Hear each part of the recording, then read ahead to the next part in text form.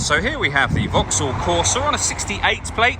I'm going to start off by hopping inside the car and running through some controls first of all.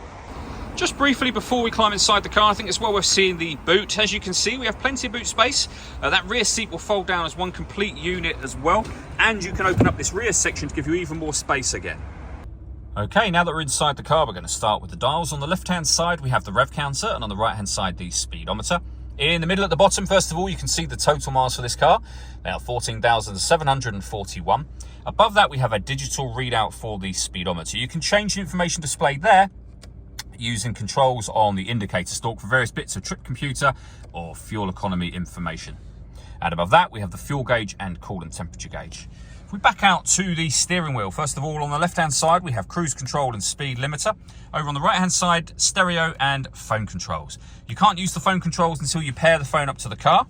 And that is done over on the touchscreen in the center just here. So if we go back to the home screen menu, you'll see that phone is an option, and then you just search device from there and follow instructions on screen.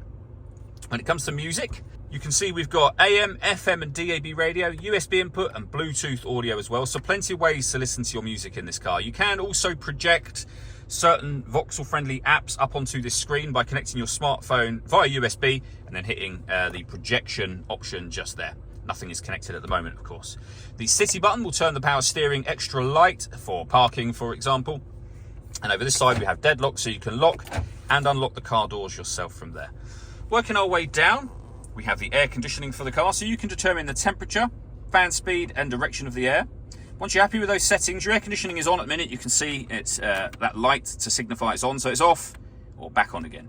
You can recirculate the air that's in the car. That's a great way of heating it up or cooling it down quickly depending on the temperature you've set just here.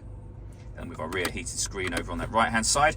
Beneath that, we have a 12-volt charging socket and USB input, a couple of cup holders and the 5-speed manual gearbox as well. All that leaves me to say is thank you for taking the time to watch this video. If you'd like to come and see the car in person and have a test drive, please feel free to call either of our MJA sites. We'd love to hear from you soon.